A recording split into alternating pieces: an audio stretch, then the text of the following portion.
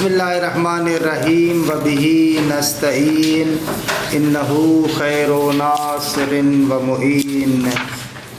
اچھا، ہماری گفتگو کلیات خمسہ کے بیان میں تھی۔ تقریباً کلیات خمسہ میں سے جو جنس، فصل اور نوع ہے اس کے بارے میں ضروری احکامات جتنے بھی تھے، جو تعریفات تھیں یا ان کے متعلق جو باتیں تھیں، ان کو ہم نے آپ کی خدمت میں عرض کیا۔ ایک نقطہ فقط رہ گیا کہ اس کو میں آج نہیں بیان کر رہا، آئندہ جلسے میں وہ سارے دوست بھی ہوں تو اس ٹائم بیان کروں گا۔ جن سے قریب اور جن سے بعید کی تعریف، یہ ہم نے کتاب میں نہیں پڑھی۔ بس کتاب میں اتنا پڑھا کہ جو اس کے قریب ہے وہ جن سے قریب ہے، جو دور ہے وہ جن سے بعید ہے، لیکن اس کی فنی تعریف کیا ہے تو وہ میں عرض کروں گا انشاءاللہ آئندہ جلسے میں، دوست بھی آ جائے تو اس میں عرض کروں گا۔ باقی آج جو بحث پڑھنے جا رہے ہیں وہ میں نے گزشتہ جلسے میں آپ کو عرض کیا تھا، ذاتی اور عرضی کی تعریف، کیونکہ یہ گزشتہ جلسے میں بیان کر چکا ہوں، اس کی وضاحت کی ہے، اس کے اندر جو تفاوت ہے اس کو بھی ذکر کیا ہے، بس عبارت کا تھوڑا سا ٹکڑا رہتا ہے، اس عبارت کے ٹکڑے کو پڑھتے ہیں۔ اچھا دیکھیں، ذاتی کسے کہتے ہیں اور عرضی کسے کہتے ہیں۔ آقا مظفر فرماتے ہیں کہ یہ جو لفظ ذاتی اور عرضی ہے، یہ خود دونوں لفظ مشترک لفظی ہیں۔ دقت کریں کیا عرض کر رہا ہوں، ذاتی اور عرضی دونوں مشترک لفظی ہیں، یعنی ذاتی کے بہت سارے معانی ہیں، عرضی کے بھی بہت سارے معانی ہیں، ایک معنی نہیں ہے، مختلف جگہوں پر مختلف معناؤں میں استعمال ہوتے ہیں۔ کہ آقا مظفر رحمۃ اللہ علیہ ان کے تمام معانی یا اکثر جو معانی ہیں وہ تیسرے جلد میں بیان کریں گے۔ سارے ذاتی اس معنی میں بھی ہوتا ہے، اس معنی میں بھی ہوتا ہے، اس معنی میں بھی ہوتا ہے، اس معنی میں بھی ہوتا ہے، وہاں پر ذکر کریں گے۔ ذاتی کا ایک استعمال جو کلیات خمسہ کے بحث میں ہوتا ہے، ہم یہاں پر وہ معنی بیان کرنا چاہتے ہیں۔ ذاتی ایک مرتبہ کتاب البرہان میں بھی کہیں گے کہ وہاں پر ذاتی کا اور معنی ہے، ایک مرتبہ ذاتی یہاں پر بھی ہم استعمال کریں کلیات خمسہ کے بحث میں بھی، ایک مرتبہ ذاتی کا لفظ استعمال کرتے ہیں جب موضوع کی تعریف کرتے ہیں، وہاں پر بھی کہتے ہیں موضوع یعنی جس کے عوارض ذاتیہ سے بحث ہو، وہاں پر عوارض ذاتیہ کہتے ہیں، اس سے کیا مراد ہے۔ ایک مرتبہ ذاتی کہتے ہیں، یہاں پر کلیات خمسہ کے بحث میں ذاتی سے کیا مراد ہے۔ ایک مرتبہ ذاتی کہتے ہیں کتاب البرہان میں ہم استعمال کرتے ہیں، وہاں پر کیا مراد ہے۔ تو اس کے مختلف اطلاقات ہیں، لیکن یہاں پر ہمارا مقصود یہ ہے کہ ذاتی باب کلیات خمسہ، یعنی کلیات خمسہ میں جو ذاتی کا معنی ہے وہ بیان کرنا چاہتے ہیں۔ اس کو عام طور پر علماء اصطلاح میں یوں کہتے ہیں، ذاتی باب عیسیٰ غوجی اور ذاتی باب برہان اکثر جو استعمال ہوتے ہیں، یہ دو اطلاق استعمال ہوتے ہیں۔ ایک مرتبہ کہتے ہیں ذاتی باب برہان، کہ برہان کے اندر ذاتی کا جو معنی ہے، کہ میرے خیال میں یونانی میں اس باب برہان کو کہتے ہیں آنالوتیکا، اور یہاں پر کہتے ہیں اس کو کلیات خمسہ کے باب میں کہتے ہیں عیسیٰ غوجی۔ اتفاق سے کیا ہے کہ وہ جو یونان سے ترجمہ ہوا تھا نا، ابواب کے کچھ نام اسی یونانی طریقے سے ہماری کتابوں میں بھی چلتے آ رہے ہیں۔ مگر حتیٰ شعر منظومہ میں اٹھا کر دیکھیں نا، وہاں پر تقریباً ابواب کے نام آپ کو یونانی بھی بتائیں گے۔ تو باب برہان کو کہتے ہیں آنالوتیکا، اور اسی طریقے سے مثلاً کلیات خمسہ کو کہتے ہیں عیسیٰ غوجی۔ حتیٰ بعض علماء نے تو اس نام سے کتابیں لکھی ہوئی ہیں۔ اسیر الدین ابہری کی معروف کتاب عیسیٰ غوجی کے نام سے، منطق کی کتاب ہے عربی میں، جس کی مثلاً بر صغیر میں اہل سنت کے یہاں اور ہمارے بعض مدارس کے اندر کسی زمانے میں پڑھائی جاتی تھی، عیسیٰ غوجی۔ عیسیٰ غوجی، عیسیٰ یعنی کلیات، غوجی یعنی 5، کلیات خمسہ وہی تھی کہ ترجمہ اس کا وہی کلیات خمسہ۔ تو آتے ہیں بس یہاں پر جو ہم بحث کر رہے ہیں ذاتی کا جو ابھی معنی بیان کریں گے وہ کون سی ذاتی ہے؟ ذاتی ہے عیسیٰ جی یا کلیات خمسہ. آغا ذاتی کا معنی کیا ہے؟ کل عرض کیا تھا ذاتی اس محمول کو کہتے ہیں کہ جو موضوع کو قوام دے اور موضوع کی ذات سے خارج نہ ہو، کہ جس کو ہم نے آسان لفظوں میں کیا کہا تھا؟ جو موضوع کی ذات سے خارج نہ ہو. آسان لفظوں میں سے کہا تھا نا، ذاتی یعنی جو ایک شے کی ذات سے خارج نہ ہو. اس صورت میں ذاتی نوع کو بھی شامل ہے، جنس کو بھی شامل ہے، فصل کو بھی شامل ہے. خارج نہ ہو، درست ہے. اس کے مقابلے میں عرضی ہے. عرضی یعنی وہ محمول کہ جو موضوع کو قوام نہیں دیتا، درست ہے، اور ذات سے بھی خارج ہے. اگر آپ لوگ یاد کرنا چاہیں تو بس 2 لفظوں میں آپ یاد کر سکتے ہیں. ذاتی یعنی جو ایک شے کی ذات سے خارج نہ ہو، عرضی یعنی جو خارج ہو. تمام شو درست. استاد یہ تو جامع تعریف نہ بننے، یہ جامع تعریف ہے میری جان. یہ تو پھر ہر چیز کو یعنی جو کیسے ہر چیز غیر ذاتی ہوگی ہاں ہر اس چیز کو نہیں شامل کرے گا. یہ ہم یہی کہتے ہیں کہ ہر اس شے کو شامل کرے. یعنی میں اس ٹیلی ویژن کو بھی عرضی انسان میں شامل کر سکتا نہ، محمول جو کہا نا، جو اس پر حمل ہوتا، اس کو آپ نے ہو گیا نا، اس پر قابل حمل بھی تو ہو نا میری جان. اس کو تو کہا نا، ایسے کیسے کہہ رہے ہیں؟ دیکھیں اس عبارت کے حصے کو، آسان ہے بالکل. الذاتی والعرضی للذاتی والعرضی اصطلاحات فی المنطق. آگا علم منطق میں ذاتی اور عرضی کے لیے مختلف اصطلاحات ہیں، ٹھیک ہے. تختلف معانیہا، کہ ان اصطلاحات کے اعتبار سے ان کے معنی تبدیل ہوتے رہتے ہیں، معنی تبدیل ہوتے ہیں. ولا يهمنا الآن التعرض الا لاصطلاحهم في هذا الباب. اس وقت ہمارے لیے مہم نہیں ہے کہ متعرض ہوں اور گفتگو کریں مگر اسی اصطلاح کے بارے میں جو ان کی اس باب کے اندر ہے. ولا يهمنا الآن التعرض لاصطلاحهم الا لاصطلاحهم في هذا الباب. جو اس باب کے اندر ان کی اصطلاح ہے اس کے ساتھ تعرض کرنا ہمارے لیے اہم ہے، اس کے علاوہ اور کوئی ہمارے لیے فعلاً اہم نہیں ہے. تعرض یعنی متعرض ہونا، بیان کرنا. ہم کہتے ہیں نا میں فلاں مسئلے سے متعرض نہیں ہوتا. متعرض نہیں ہوتا یعنی اس کو بیان نہیں کرتا، اس کے ساتھ گفتگو نہیں کرتا. اردو زبان میں ایسے کہیں، اس کے بارے میں گفتگو نہیں کرتا. جی کیا یہ کیا ہمارے لیے اہم نہیں، مہم نہیں. اردو میں بھی وہی عربی والا استعمال ہوتا ہے، اہمیت نہیں رکھتا. وَهُوَ الَّذِي يُسَمُّونَهُ بِكِتَابِ عیسیٰ غوجی. یسمون یا یسمون؟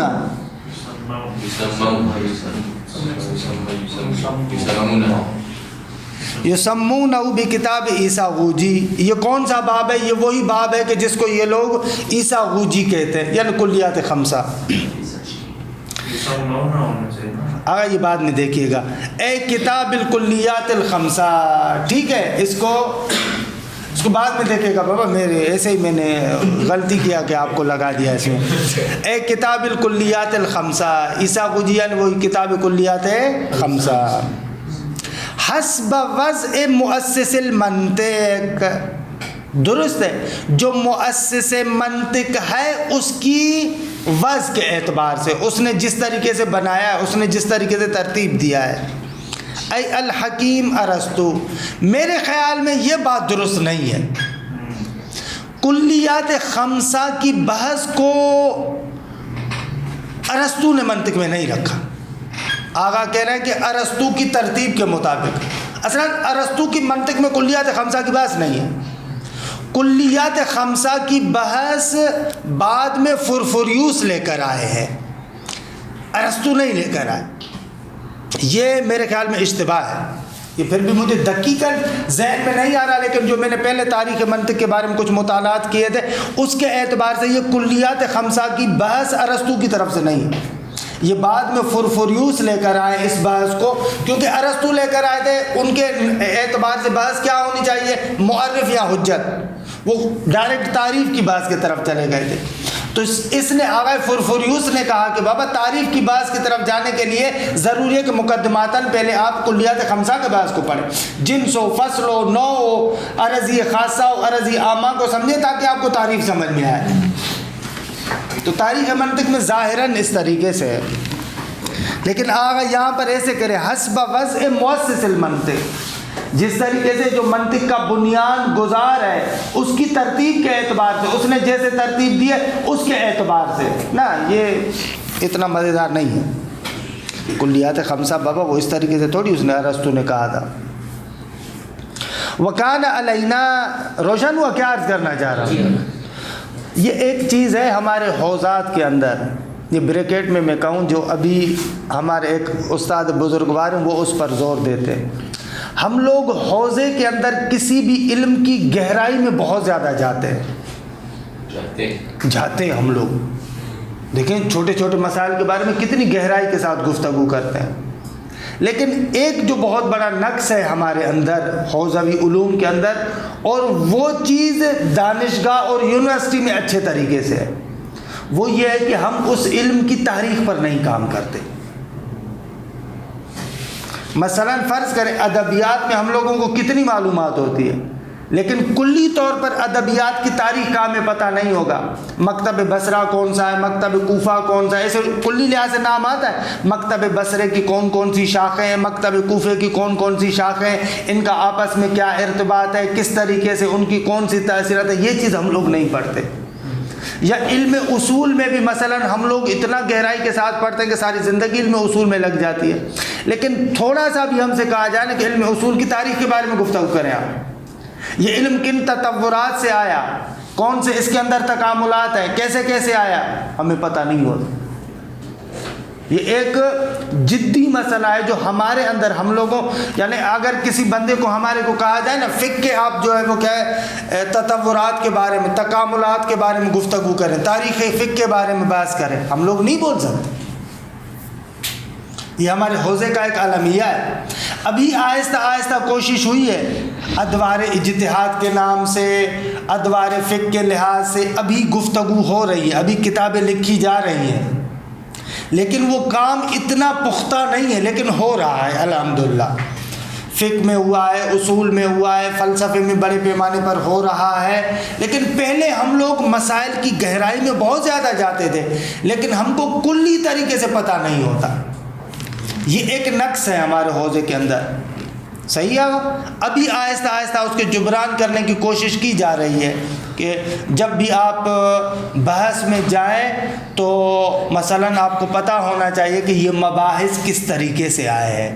اس سے کیا ہوتا ہے، آپ کو جو پس منظر کا پتہ چلتا ہے نا، پیچھے پس منظر کے یہ بحث کیسے، وہ مطلب پر بھی بہت زیادہ اثر انداز ہوتا ہے۔ دانشگاہ میں اس چیز پر زور دیتے ہیں، یونیورسٹی میں اس چیز پر زور دیتے ہیں کہ تاریخ بیان کی جائے، لیکن وہ اصل مطلب پر زور نہیں دیتے، ان میں یہ نقص ہوتا ہے، وہ اصل مطلب میں شل ہوتے ہیں، ہلکے ہوتے ہیں، لیکن ظاہر کا شاکلہ بہت خوبصورت ہوتا ہے ان کا، یہ ہوا یہ ہوا یہ ہوا یہ ہوا، مثلا اس طریقے سے۔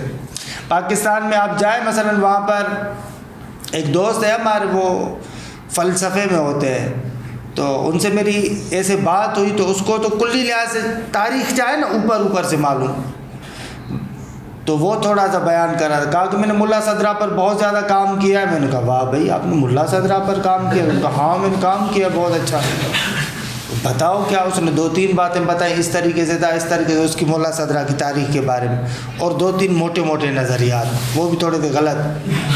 تو میں نے کہا یہ ملا صدرہ کا فلسفہ ہو گیا؟ کہا ہاں۔ واہ بھائی یہ تو ملا صدرہ کی ادھوری آپ نے تاریخ بیان کی، ٹوٹی پھوٹی، فلسفہ تو اس کا یہ نہیں ہے، یہ تو آپ نے اس کے بارے میں اوپر سے جو تھوڑی بہت معلومات ہے کہ حالانکہ وہ بھی ٹوٹی پھوٹی ہوئی ہے، صحیح نہیں ہے، تو یہ تو فلسفہ نہیں ہے۔ تو کہا کہ فلسفہ کیا ہے؟ ایسے میں نے ایک آدھ نظریے کی تھوڑی سی تبیین کی، تھوڑی سی اس کے اعتبار سے، تو وہ کہہ رہا ہے کہ ہاں یہ فلسفہ اس طریقے سے. میں نے کہا یہ بھی فلسفہ نہیں ہے, میں اس کے نظریے کا نام بتا رہا ہوں آپ کو. تو وہاں پر یہ نقص ہے, ہمارے یہاں یہ نقص ہے کہ تاریخ پر اتنا زیادہ. تو اسے دیکھیں نا کتنا عجیب لگ رہا ہے. اگر ہمارا تھوڑا بھی منطق پر کام ہوتا تو ہم لوگ اس طریقے سے نہ کرتے. الگ منطق میں اتنا خیلی زیادہ مہم نہیں, بہت زیادہ اہم نہیں, اگرچہ یہاں پر بھی ہو لیکن بہت زیادہ اہم نہیں ہے. اصل جو دوسرے علوم ہیں ہمارے, وہاں پر تاریخ کا جاننا بہت اثر انداز ہوتا ہے, کیونکہ منطق میں اتنا اختلاف نہیں ہے. منطق میں اتنا اختلاف نہیں ہے, نہ ہونے کے برابر ہوگا.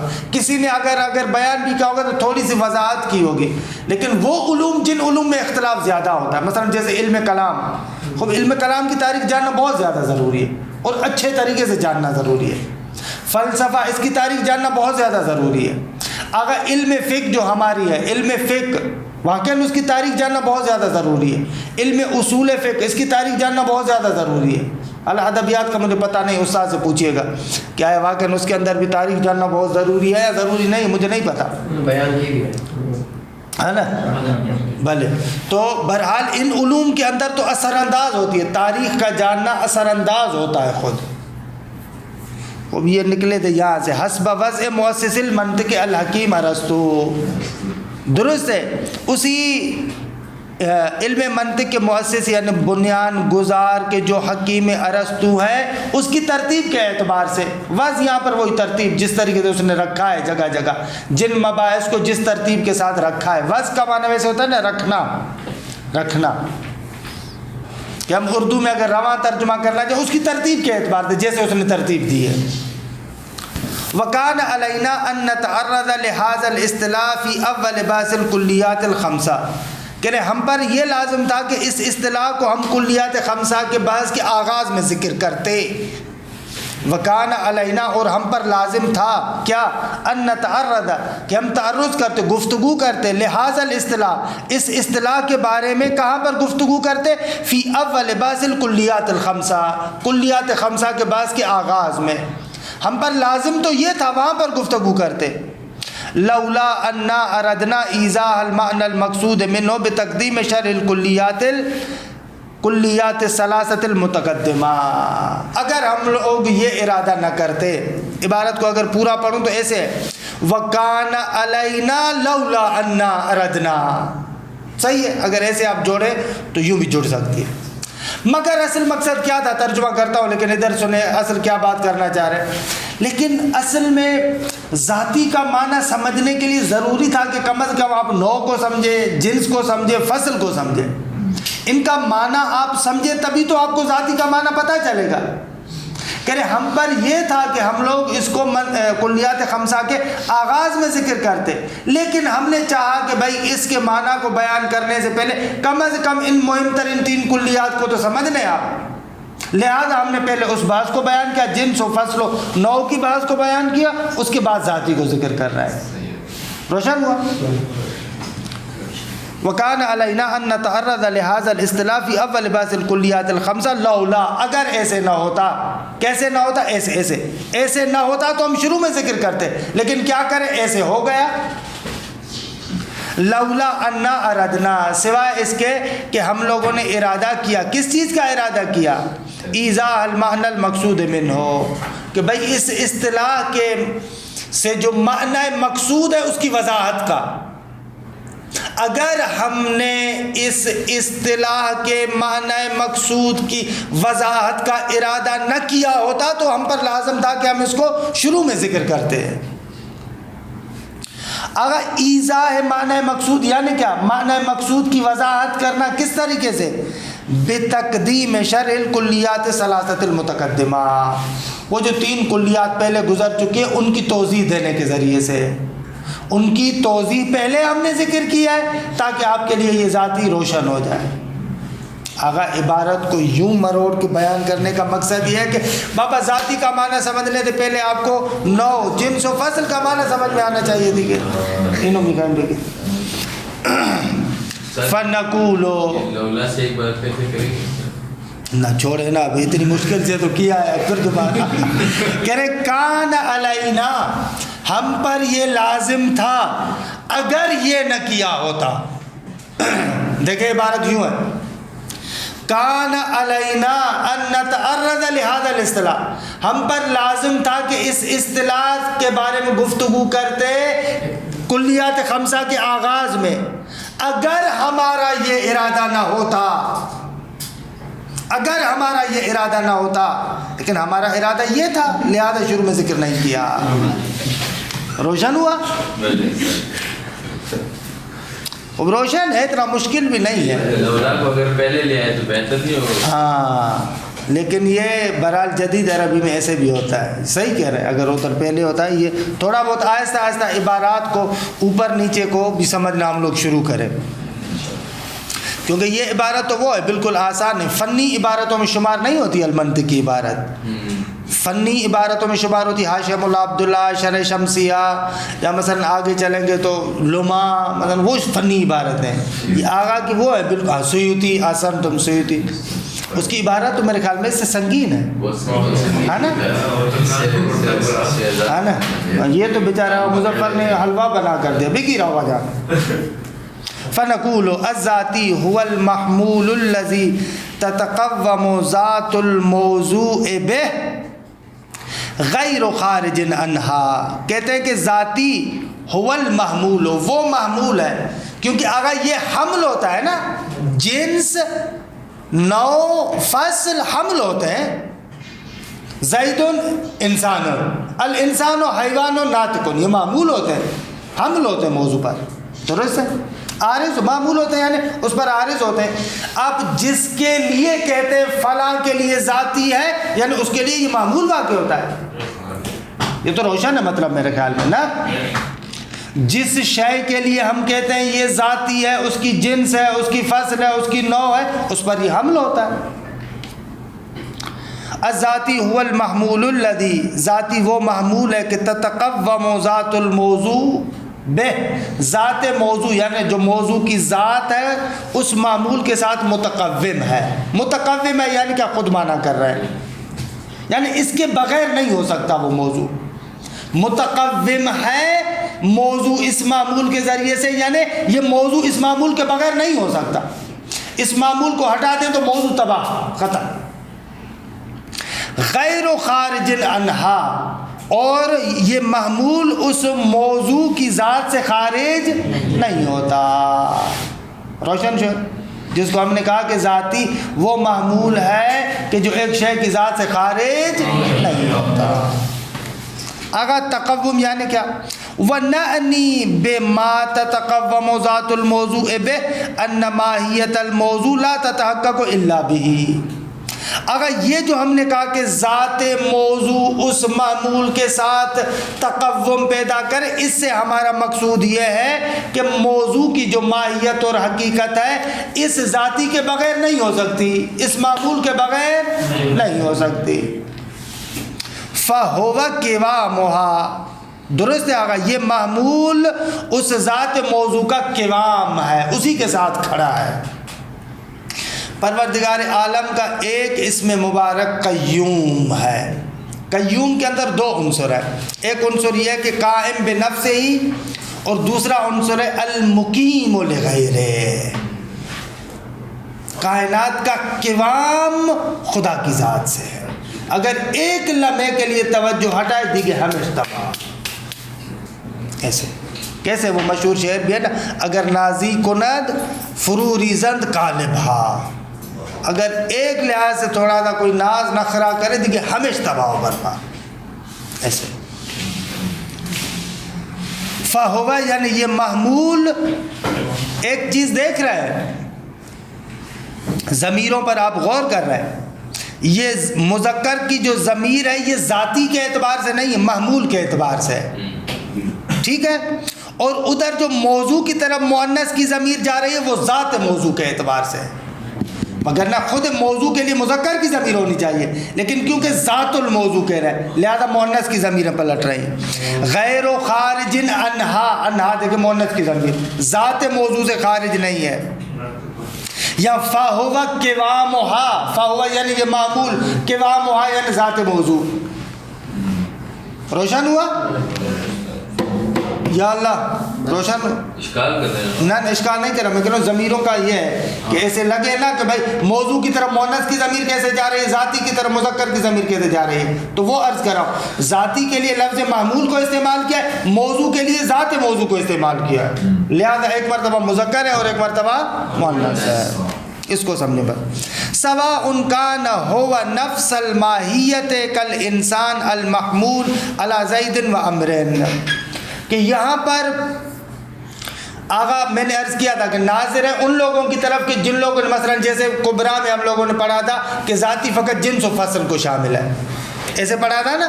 تو یہاں پر آغا مظفر ان کی طرف ناظر ہیں کہ نہ، ذاتی جنس و فصل کو صرف شامل نہیں ہے، نوع کو بھی شامل ہے. سواء کان هو نفس الماہیت، چاہے وہ معمول بذات خود ماہیت ہو، عین ماہیت ہو، کل انسان المحمول علی زید و عمر، جیسے انسان کے جو حمل ہوتا ہے زید اور عمر پر، او کان جزءا منها، یا نہ وہ محمول اس ماہیت کا جز ہو، جس طریقے سے کل حیوان المحمول علی الانسان، جیسے حیوان کہ جو انسان کا جز ہے، اب ناطق، یا مثلا جیسے ناطق یہ بھی انسان کا جز ہے، المحمول علیہ یعنی المحمول علی الانسان. درست ہے آقا جان؟ یا اللہ درست ہے. اچھا ناطق حیوان کا جز ہے یا نہیں ہے؟ نہیں ہے. یا حیوان ناطق کی ذات میں داخل ہے یا نہیں ہے؟ یہ حیوان ہے استاد. ناطق پوچھ کے آ رہا ہوں، حیوان ناطق کی ذات میں داخل ہے یا نہیں ہے؟ حیوان کے ساتھ بہت بحث بھی نہیں ہے. احسن. تو اگر حیوان اور ناطق انسان کے لیے جز ہیں، انسان کی ذات میں داخل ہے، انسان کے لیے ذاتی ہے، لیکن حیوان اور ناطق آپس میں ایک دوسرے کی نسبت سے ذاتی نہیں ہے. نہ ناطق حیوان کے لیے ذاتی ہے، نہ حیوان ناطق کے لیے. بعبارت اخری و ان شئت قلت، کہ جنس اور فصل نوع کے لیے جز ہے، لیکن جنس اور فصل ایک دوسرے میں ایک دوسرے کے اجزاء نہیں ہے. درست. فَإِنَّ نَفْسَ الْمَاہِیَّةَ أَوْ جُزْءَهَا يُسَمَّى ذَاتِيًّا، اگر بذات خود ماہیت یعنی نوع اور اس کے جو جز ہے، اس کا جو جز ہے یعنی چاہے وہ جنس کی شکل میں ہو چاہے فصل کی شکل میں ہو، وہ ذاتی ہے. بس ہمارے اعتبار سے یعنی ہم یعنی آغا مظفر ہمارے نزدیک نوع جنس فصل یہ کیا ہے؟ ذاتی ہے. وَعَلَيْهِ فَالذَّاتِ يَعُمُّ النَّوْعَ وَالْجِنْسَ وَالْفَصْلَ، اس بنا پر ذاتی شامل ہو جائے گی نوع جنس اور فصل کو. کیوں؟ اس لیے کہ لِأَنَّ النَّوْعَ نَفْسُ الْمَاہِیَّةِ، اس لیے کہ جو نوع ہے بذات خود ماہیت ہے، الداخلۃ فی ذات الافراد، کہ جو داخل ہے افراد کی ذات میں.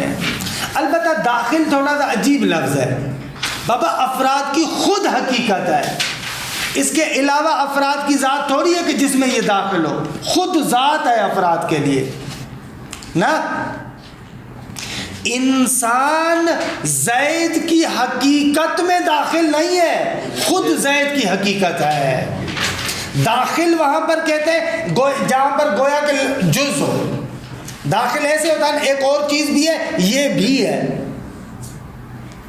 ہاں یا غلط کہہ رہا ہوں؟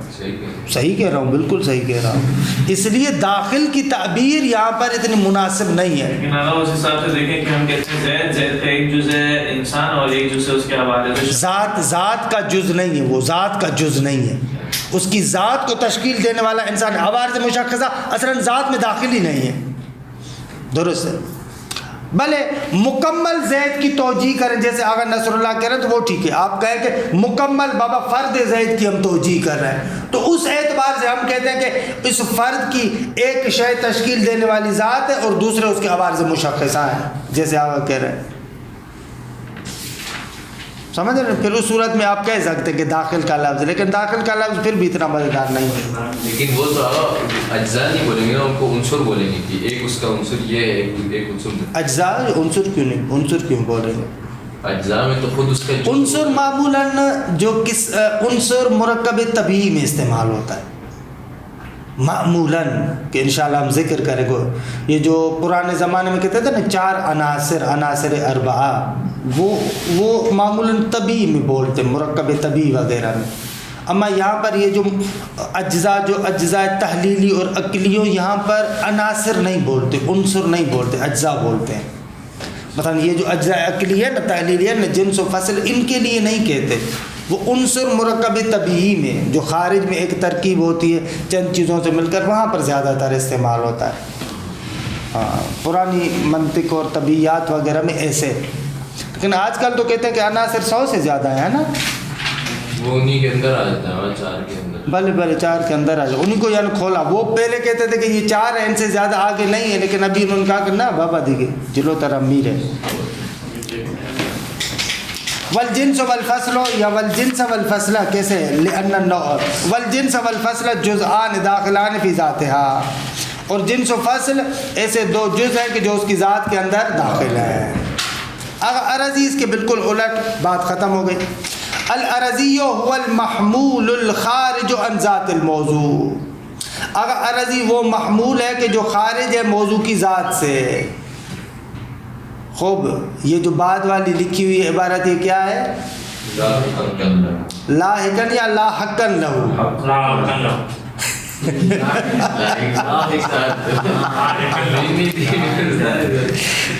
فاصلے سے لکھے یہ لاحقاً لہو. ہم ادھر جام شوروں میں پڑھتے تھے تو تاریخ میں ہمیں کتاب پڑھاتے تھے، فراز ہے اس تاریخ اسلام آغا جعفر سبحانی کی. تو وہاں پر لفظ لکھا ہوا تھا نا، فارسی تو ہمیں اتنی نہیں آتی تھی ادھر پاکستان میں، اگرچہ ہمیں پڑھاتے تھے وہاں پر بھی فارسی.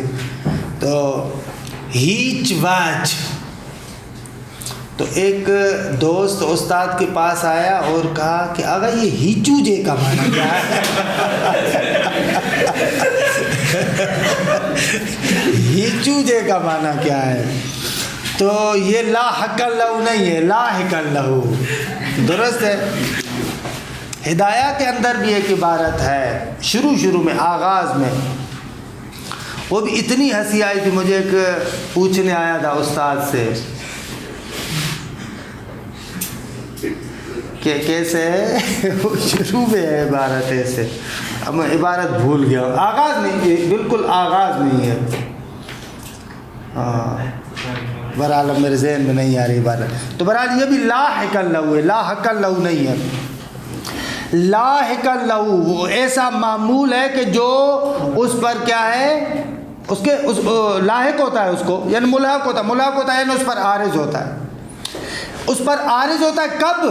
بعد تقوم ہی بجمیع ذاتیات ہی، جب وہ ذات موضوع اپنے تمام ذاتیات کے ساتھ متقوم ہو جائے، مکمل ہو جائے، اس کے بعد یہ عرضی اس پر لاحق ہوتی ہے. جس کو میں نے کل عرض کیا تھا نا کہ عرضی جو ہے وہ کیا ہے، مقدم نہیں ہے. عرضی مقدم نہیں ہے، ٹھیک ہے. عرضی بعد میں ہوتی ہے، لاحق ہوتی ہے، جبکہ ذاتیات ذات پر مقدم ہوتے ہیں. صحیح. انسان ہوگا تو ذاہق ہوگا، درست ہے. لیکن انسان تبھی ہوگا جب حیوان ناطق ہوگا. اچھا اگر ربی بھی نہیں ہے، کچھ 2 بندے کا مسئلہ ہے. ربی کا آج نہیں آئے تھے صبح، آئے تھے دنوں بھی نہیں آ رہے. تو 1-2 دنوں سے تو بتا رہے تھے کہ پتھری کے اوپر روزے کی وجہ سے درد زیادہ تو پتھری ہے تو پھر اس کو روزہ بھی مشکل سے رکھنا. بعد تقوم ہی بجمیع ذاتیات کا ذاہق اللاحق للانسان، جیسے ذاہق کہ جو انسان کو لاحق ہوتا ہے. خوب ہے. ملاق ہوتا ہے یعنی عارض ہوتا ہے. دیکھیے بھلے لاحق یعنی وہی عارض. اصل لاحق کہتے ہیں یہ جو پیچھے سے آئے، سابق کہتے ہیں جو آگے سے ہو. انگلش میں بھی ایک لفظ استعمال کرتے ہیں آپ لوگ، پسوند اور پیشوند کے لیے کہتے ہیں نا، کیا کہتے ہیں انگلش میں ایک لفظ ہوتا ہے استعمال کرتے ہیں آپ. لاحقہ وہ جو ہوتا ہے پیچھے سے ہوتا ہے. بیکورڈ. ہاں ماہر ہیں بھائی آپ لوگ بتائیں. ہاں وہی نہیں کذائق لاحق للانسان. خوب عربی کوئی سنے بس. کذائق لاحق للانسان, جیسے ذائق کے جو لائق ہوتا ہے انسان کو. والماشی اللاحق للحیوان, یا مثلا ماشی جو لاحق ہوتا ہے انسان حیوان کو. والمتحیز اللاحق للجسم, متحیز یعنی مکاندار ہونا. حیز اور مکان معروف یہ ہے کہ دونوں مترادف ہیں, البتہ بعض لوگ کہتے ہیں کہ حیز اور مکان میں فرق ہے.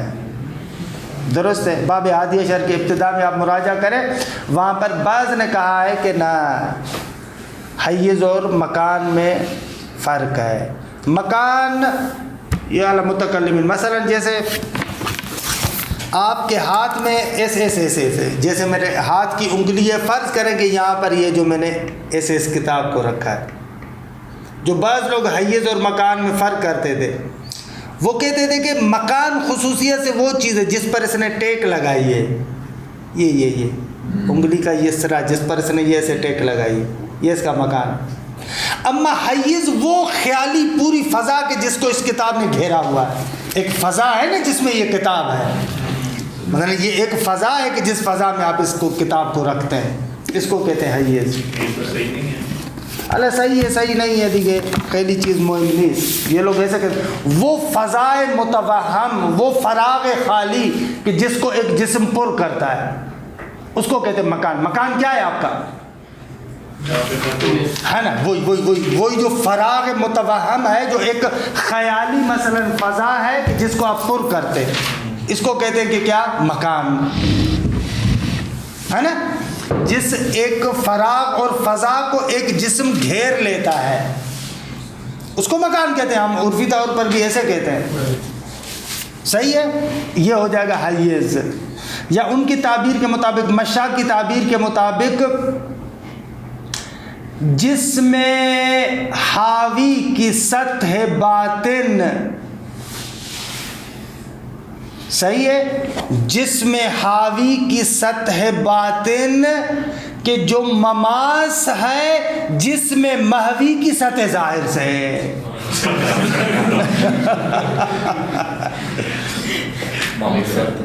مثلا گلاس, کھیلی روشن ہے آپ, گلاس کے اندر پانی ڈالیں. خوب یہاں پر ایک پانی ہے جو آپ نے گلاس میں ڈالا, ٹھیک ہے, گلاس میں پانی آیا. گلاس کی دو سطحیں نا, ایک باہر سے ہے اور ایک اندر سے ہے, ٹھیک ہے. تو جس میں حاوی کون سا ہے, گلاس نے احاطہ کیا ہے نا پانی کو. اب ہم نے کیا کہا کہ جس میں حاوی کی سطح باطن, وہ جو گلاس کا اندر والا ایسا کہ جو ملا ہوا ہے پانی کے باہر والے حصے کے ساتھ, ہے نا, پانی کا جو باہر والا حصہ ہے اس کے ساتھ ملا ہوا ہے. تو مکان کیا ہوا, وہ جس میں حاوی کی سطح باطن, گلاس کا اندرونی حصہ, گلاس کا اندرونی حصہ جس میں حاوی کی سطح باطن, اندر والے سطح جو ہے, روشن ہے دیگے بابا. گلاس کا اندر والا حصہ یعنی یہ جو جس میں حاوی ہے, اس کی اندر والی جو سطح ہے ملی ہوئی ہے پانی کی ظاہر والی سطح سے. پانی جو اس میں ڈالیں گے تو اس کی باہر والی سطح اس کی اندرونی سطح کے ساتھ ملی ہوگی نا. تو آسان ہے یا نہیں کہ جس میں حاوی کی سطح باطن جو جس میں محوی کی سطح ظاہر کے ساتھ مماس ہے نا. صحیح ہے دیکھیے, یہ ادھر ہمارے یہاں الٹا نہیں ہو جائے گا استاد. کیوں, ہمارے یہاں بھی مطلب یہ کرسی ہے نا, نہیں وہاں بس ہم کھڑے ہیں نا فضا میں, تو یہ ہمارا دیکھا جائے تو باہر والا ایسا, ہم لوگ محوی ہیں اور وہ فضا جو آپ کو گھیر لیتی ہے وہ حاوی ہے اس کے اندر. ایسے ہی وَإِنْدَمَا يَتَّزِ هَذَا الْإِصْطِلَاحِ, جب یہ اصطلاح آپ کے لیے روشن ہو گئی. میرا ارادہ تھا کہ میں نے جو پہلے سوچا تھا آپ کے لیے معقولات کی اصطلاحات کا جو میں نے سوچا تھا نا, اس میں میرا آئیڈیا یہی تھا یہ جتنی اصطلاحات استعمال ہوتی ہیں نا، تفصیلی بحث نا، ان اصطلاحات کا معنی سمجھا دیتے ہیں ہم لوگ. ایک درس ہوتا جس میں مثلا جسم استعمال ہوتا ہے، آگے جسم طبی کس کو کہتے ہیں، جسم تعلیمی کس کو کہتے ہیں، جسم صناعی کس کو کہتے ہیں، آگے علت کسے کہتے ہیں، آگے معلول کسے کہتے ہیں، جزء لا یتجزا کسے کہتے ہیں، کم کسے کہتے ہیں، کیف کسے کہتے ہیں. مثلا اس طریقے کی یہ جو اصطلاحات ہیں، مثلا ایک مہینے کے اندر فقط ان اصطلاحات کا معنی، آگے مکان کس کو کہتے ہیں، آگے زمان کس کو کہتے ہیں، وز کس کو کہتے ہیں، فلاں کس کو کہتے ہیں، یہ معقولات کی ایسے اصطلاحات، تاکہ مثلا کلام میں بھی آپ جب جا رہے ہیں تو بھی وہاں پر اصطلاحات استعمال ہوتی ہیں، فلسفے میں جائیں گے تو وہاں پر اصطلاحات ہیں، منطق میں جائیں گے تو وہاں پر اصطلاحات ہیں. تو ایسے میں نے ذہن میں سوچا تھا. اور کوئی کتاب یا جذبہ نہیں ہے اس میں اصطلاحات موجود ہوں، ہم خود پڑھ لیں. خوب اصطلاحات کی توضیح کے لیے استاد نکال دیں. کتاب میں تو ایسے لکھی ہوگی نا، جیسے میں نے پہلی مرتبہ بیان کیا تو تھوڑا عجیب لگ رہا ہے کیا کہہ رہا ہے، لیکن استاد جب اس کی وضاحت کرتا ہے تو مطلب روشن ہو جاتا ہے. وہ کتاب ایک تھا نا استاد اصطلاحات فلسفہ، کرونا کے تقریباً 2-3 ہفتے لی تھی انہوں نے، لیکن کرونا کے اس میں چڑھ گیا تھا نا. ہاں ایسی کلاسز وَعِنْدَمَا يَتَّزِ هَذَا الْإِصْطِلَاحُ نَدْخُلُ الْآنَ فِي بَاقِي الْكُلِّيَّاتِ الْخَمْسَةِ. خوب جب یہ اصطلاح آپ کے لیے واضح ہو گئی تو اب ہم داخل ہو رہے ہیں بقایا کلیات خمسہ کی بحث میں، کہ انشاءاللہ کل جائیں گے وہاں پر. تو وَقَدْ بَقِيَ مِنْهَا أَقْسَامُ الْأَرَضِي، اس میں سے فقط اراضی کے اقسام باقی ہیں، کہ فَإِنَّ الْأَرَضِيَّ يَنْقَسِمُ إِلَى الْخَاصَّةِ وَالْأَرَضِ الْعَامَّةِ. صلی اللہ علیہ محمد وآل بیتہ الطیبین الطاہرین.